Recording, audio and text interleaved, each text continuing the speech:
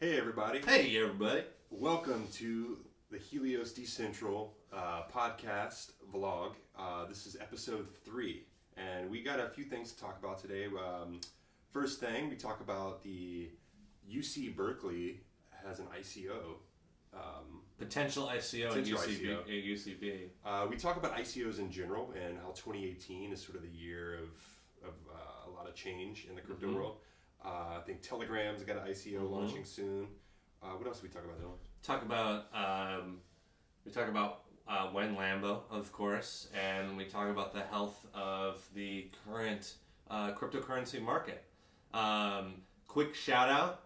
The lovelockchain.com project is about to launch. It may be launched by the time you see this video. So go check it out. All right. Enjoy. ICO. Have you heard about the Cal ICO? I have not. You mentioned it. Mentioned it. Hell? So Cal's got this really cool Berkeley group. It started as like a meetup, and now it's just this group of like hundreds of people, and it's almost becoming its own like school at Berkeley. It has a lot of presence at Berkeley right now, and Berkeley has decided that it is going to seek an ICO to help fundraise because it wants to get away from federal funding. Because Trump's White House has personally attacked Berkeley multiple times, threatening to pull federal funding from Berkeley. And so their plan B now is an ICO. They're going to raise money. That's where we're at in America. Yeah. So if they do that, they'll be the first, right?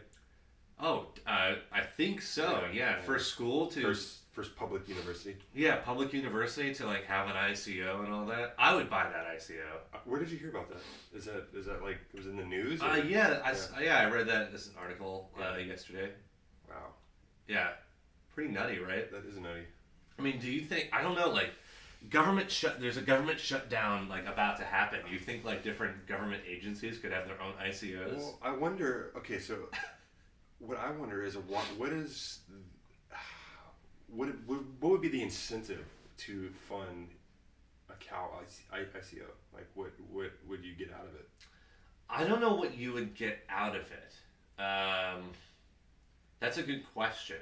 I don't know what you would get out of it, but I'm sure that it depends on how they use it, right? Mm-hmm. How they use that money, and if you're buying into some of their programs or something like that, I would totally be down. I mean, I think that Berkeley has got this huge history of doing great things, and so if somehow by buying an ICO you could be part of that success, I see that as a really cool thing to do.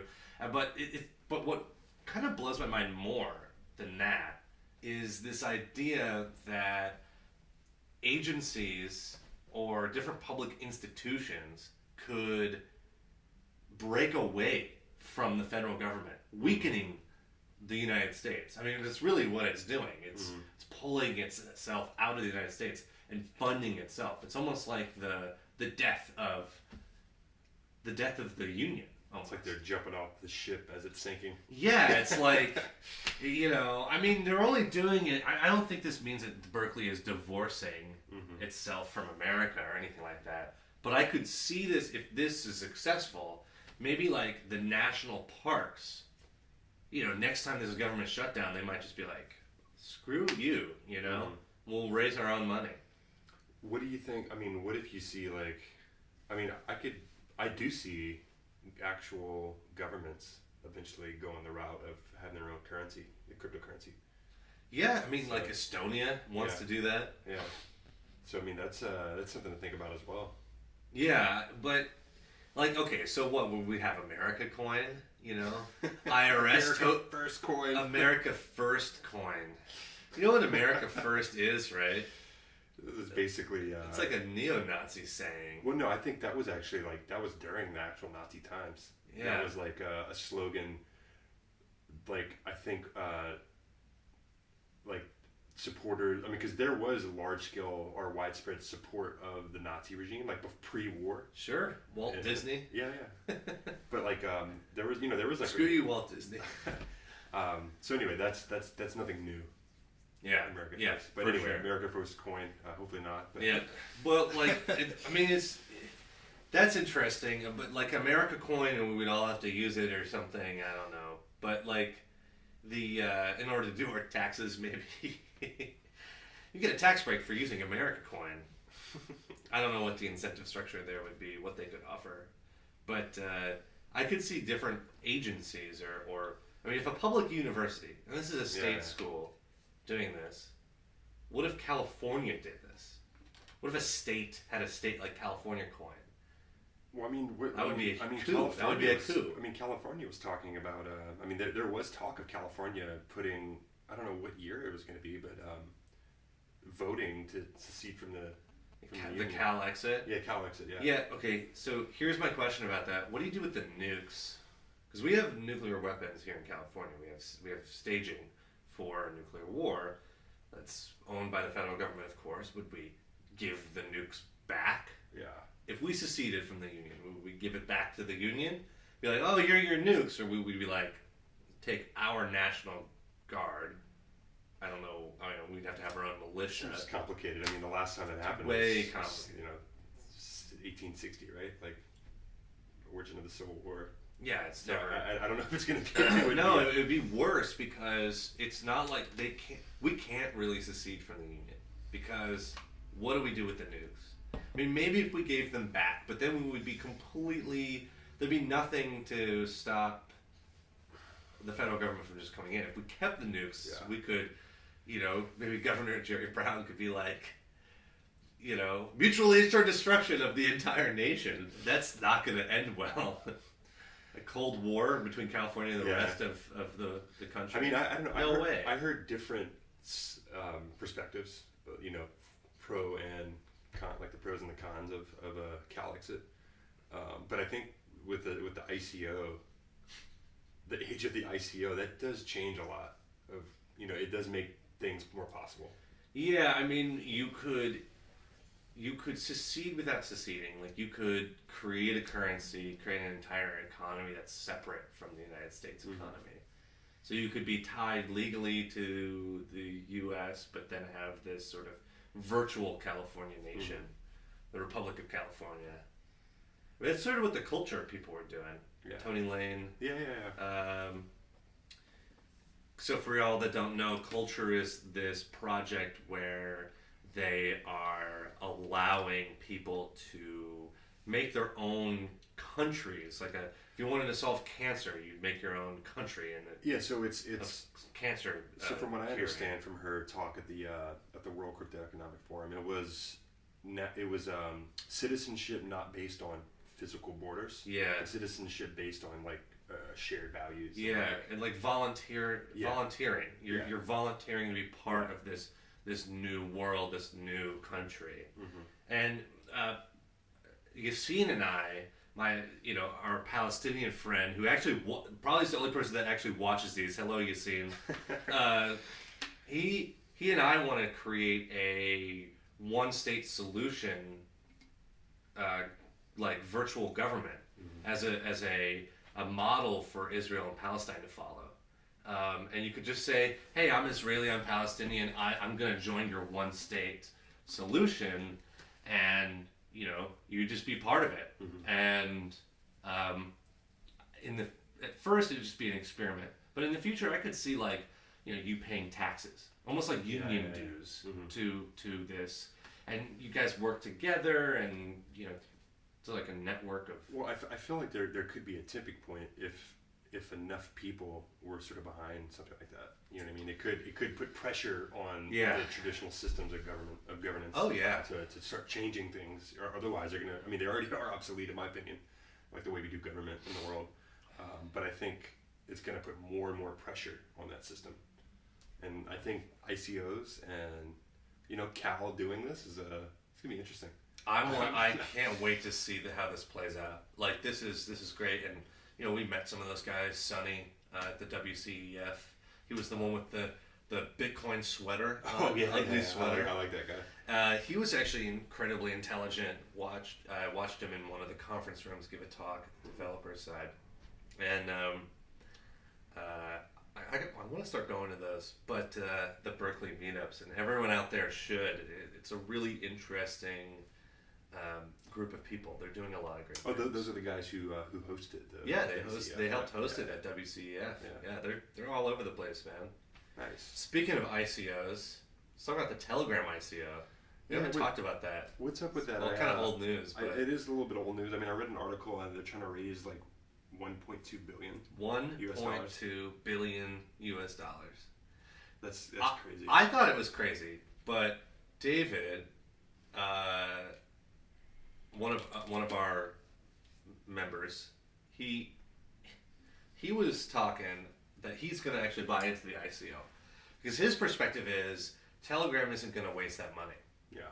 That Telegram is actually going to make a service. And actually, if you look at China and their adoption of WeChat, they don't use credit cards over there. They use WeChat, which is basically just Telegram plus money. Mm-hmm. I don't know if Telegram already has a money service. I'm not sure. I'm on Telegram every now and then, but I think it's I'm new to it. It's a Russian company. I want to say. Okay. Yeah, I think it's based out of Russia. Right on. So that's interesting. I didn't know that. Yeah. But I'm always very wary of the Russians. Call me paranoid. I like Russia. I have Russian friends. I've had Russian friends my whole life. It's just the Russian government is crazy, and every Russian knows that. Yeah. They love having their hands in every little thing that's going on, and Putin's just trying to get his money out in every way possible. I just see scams, Russian scams everywhere. But maybe that's just me. But anyway, Telegram. It seems like they would do really, really well if they could make a WeChat competitor for the rest of the world. I mean, for the most part, we're still using cash and credit cards. Yeah. Well, I think WeChat has integrated. I know they integrated Neem, XEM, the crypto. That's who's using Neem. Yeah, and I was wondering who the hell is using Neem. I don't know if they actually. I don't know if you can actually use it. Yeah, but there was an announcement. I mean, I have to go back and look at this, but I remember it was funny because I held Neem and it wasn't doing well last year, and then they announced that, and I had sold it like a couple weeks before they announced it, and it went like 10x. Oh yeah. Whoops. But that's life in crypto. Yeah. But it's interesting though, and there was the rumors about Facebook integrating Litecoin into Messenger and having LitePay or like. Wow. So that would be interesting. I mean, if that happens, that's a sign of adoption. Mm-hmm. I mean, with WeChat, I mean these major. Well, how do you get an app on that app store? It seems like anyone could maybe do that. I don't know. I mean, Facebook has to approve. Maybe. I mean, look, Square has some kind of approval. Square has got something there. But we're building something out for Square. Yeah. And for the Square App Store, and it seems like anyone could really just put it. I mean, when we did the Slack Pay thing, it was like we could just put it up there. Well, I wonder if I mean, I think it is a sign of I mean, if a public university is talking about an ICO, that is a sign. I mean, it is Berkeley. Yeah, but still, it's not like Berkeley actually seceded from the Union once. Just the city of Berkeley, or there's like a People's Republic of Berkeley. But you know what I mean? Like this is being talked about in like mainstream news. A major public university institution is talking about ICOs. I mean, 2 years ago, nobody knew what an ICO was. By the end of last year, ICOs were like the hottest topic. Everyone knows what in the finance world. So there was talk about this in a Senate committee, and I forget all the players involved, but there was a banker, I believe, and he was being interviewed or giving testimony to the committee, all these senators, and they wanted to know his opinion on cryptocurrencies. And his opinion was, I don't really understand it, but my kids, I've been trying to get them to invest in things their whole lives, trying to get them interested in investing and in trading, and it just never stuck. And then all of a sudden, in the last 6 months, all of his kids, all three of his kids, are just talking about cryptocurrencies all the time. And so his perspective was that all, like the new generation, our generation, really, not these old fogies, but like our generation really, sorry to all the old fogies out there, but our generation really is interested in this, and there's no really putting the genie back in the bottle. Like, cryptocurrencies are here to stay. Mm-hmm. They're not going away. It is the future. It is. Yeah. It just is, because that's what we want the future to be, and you can see that. It's not like all of cryptocurrencies become MySpace. Bitcoin might be MySpace. Yeah. Who knows? Well, I think it's this is my own personal view. I think, a lot of people are talking about bubble.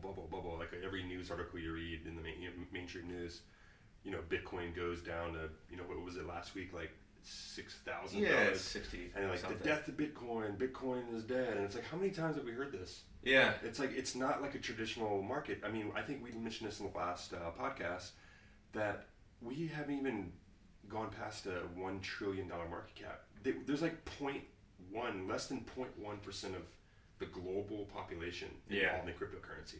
Just wait till we get to like 1%, which is still not, when you compare it to the stock market, like what percentage of the world population own a stock? Yeah, I mean, if you include pensions and stuff like that. Yeah, like the whole thing. It's like, a lot, right? Like, yeah. We'll start talking about bubble when we start getting into the $15-20 trillion.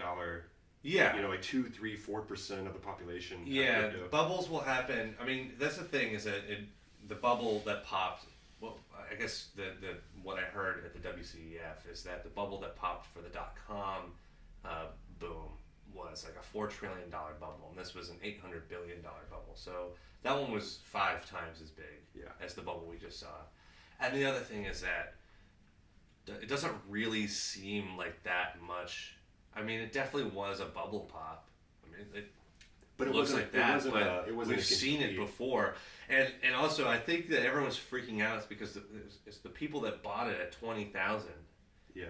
The people like me who bought a lot earlier, just sort of like watching it. They're like, okay, like even if it falls all the way to, there's possibility. I saw today. There's a possibility of it falling down to 4,400. Mm-hmm. A 78% retracement. Yeah, exactly. And so, to me, it's like, even if that happens, I'm still in the black. Yeah.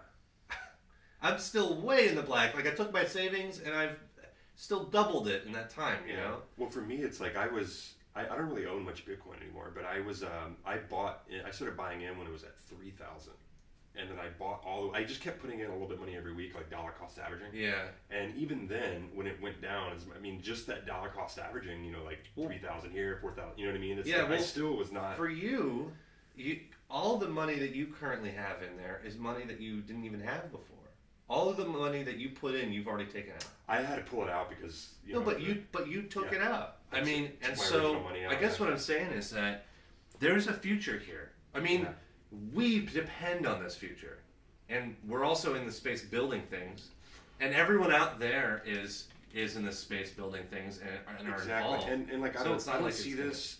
I'm not here. I'm not in this to get rich quick. Like I can care less about that. Yeah, it would be nice to have a retirement because I don't have faith in the stock market. I don't have faith in the U.S. dollar. Well, I don't think anyone has faith in the stock market at this moment. But you know what I mean? Like long term, it's like I want to build stuff. Like I'm really interested in building cool stuff, but it's like that can change the world. Yeah. And I think was it last week Charles Hoskinson, one of the co-founders of Hoskinson, one of the co-founders of Ethereum as well as Cardano, he says basically he's like I hope that this market correction sort of it weeds out the weak hands, and it's like I'm not here to make people money with Cardano. Yeah. I'm here to change the world for the better. And he's like all these, and I'm just kind of paraphrasing. He didn't actually say this, but like all these Lambo bros I hope they get read. The Lambros. I heard somebody post the other day, Silence of the Lambos. Silence of the Lambos. Silence of the Lambos. Like when it went down, it was like no more Lambo talk. Silence of the Lambos. That's I'm gonna a get a shirt. shirt. That's great, dude. Oh, But no, man. but it's great. He has such a great. Watch voice. out for our merch store. We should totally have a merch store. Start pushing merch Oh god, but to our friends. it's classic. But no, I love that mentality. It's like now we can focus on the tech because it was overvalued, and that was our first episode of this whole podcast that we're doing. It's like, what is the value of $20,000 Bitcoin? You know what I mean? Like right now. Yeah, at the current moment, nothing. I mean, In fact, it actually was hurting the Bitcoin network Yeah. because it drove up the fees as well. And the fees went up with It's the price of Bitcoin, astronomical. and it was like, oh, we haven't scaled that high. See, that's the thing. When we actually figure out the scaling issues, I mean, there is an end to the scaling issues because there's only so many transactions that all of humanity can make in a day, right? And so, or in every second, you know. So when Ethereum and when Bitcoin figure out the scaling issues, then we'll see the real bubble, Yeah, yeah. you know. Because this time, the bubble was hindered by the scaling issues. Next time, it will just keep going up. Imagine zero fees during this whole thing. Yeah. It would have been insane, right? I mean, it would have risen way more than 20K. Well, with zero and that's fees. why I don't think we're in a bubble yet. I do think there is Oh, no. a bubble. Oh no, that was a bubble. Coming. That was a bubble. Definitely. Well, it's not a It was complete. small bubble. Small There were bubble. smaller bubbles before, Yeah. but it is exactly the same as what happened in 2013, and it looks exactly the same as what happened in 2011. And so, But you can't compare it to the traditional stock market because we haven't seen adoption yet. You know, we haven't seen mass adoption. We haven't seen scalability yet. no. Nothing has scaled. I mean, we're still in beta phase of everything. Basically, I mean, Ethereum technically is in beta phase, right? I mean, it's not I don't know. like Actually, didn't they I say? developed on Ethereum and I have no idea. Well, I thought I heard Vitalik Buterin say we're technically don't quote me on this, but I think he mentioned that like the next Ethereum is basically going to be like the thing once that they- scales, you know. Well, once they have Casper and sharding Yeah, and exactly. all of that, and the Lightning Network kicks in, you know, Lightning is going to work for Litecoin as well as Bitcoin. And so there is a bright future ahead, and this year is the year where cryptocurrencies get real and scaling happens. Mm-hmm. And anyone in this space right now is lucky to be here right now. I mean, hell, look, we were looking at jobs in San Francisco. Maybe this is what we said we want to talk about in the Oh, podcast. yeah.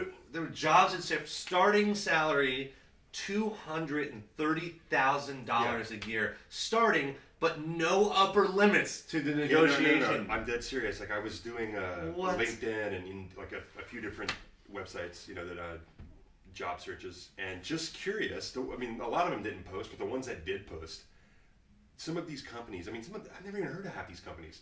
$200,000 to $250,000 starting salary plus ICO options, you know, Yeah. and crypto benefits. Of Yes. stuff. And I'm just like, that is My absurd. my favorite is that the only requirement on the $200,000 a year one that I found was the only requirement was that you had a passion for blockchain technology and you were, quote, exceptionally intelligent. And I think the other I one would- was like hey. must know a programming language. Yeah, must know a program. Great. I know SQL. Does that work? I mean, that's how many of us, you know. Like I even know a little bit of JavaScript now, you know. But no, it's crazy though, and like maybe that's a bubble you can say, but I don't think. I think, No, it's their ICO money they're trying to spend. but it's like They have to spend the money. it's only going to be more of a demand, and that's why. Yeah. I mean, I'm going into. I'm interested in blockchain, you know, being a blockchain developer because of I'm interested in the future, you know, and how this is going to impact the world. But it will also be nice. I've lived in poverty my whole life, so if I end up getting a job, you know, doing something like this, it's going to change my life, you know. Yeah. And you get to You do can buy your something. mom a Lambo. I'll buy her a Lambo. Start buying your own shirts.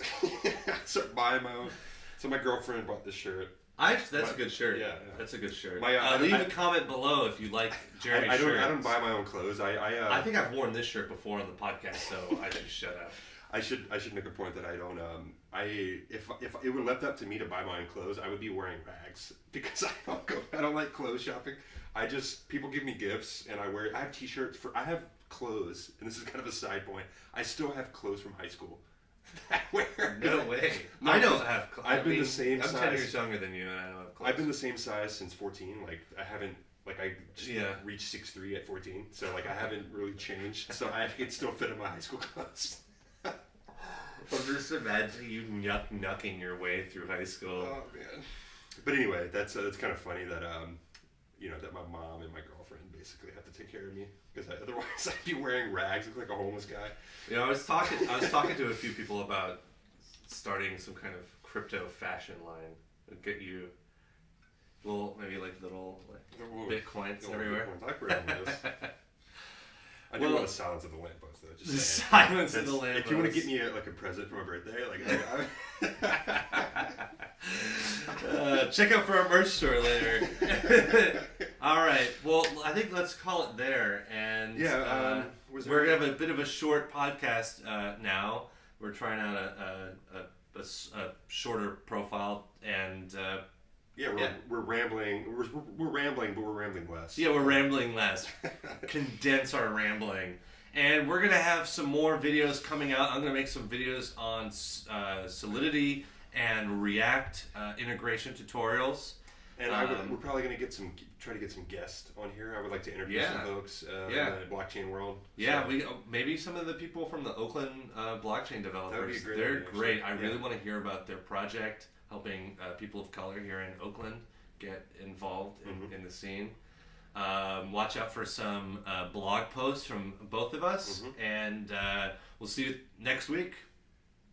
Give them one of these. Yuck, yuck, yuck, yuck.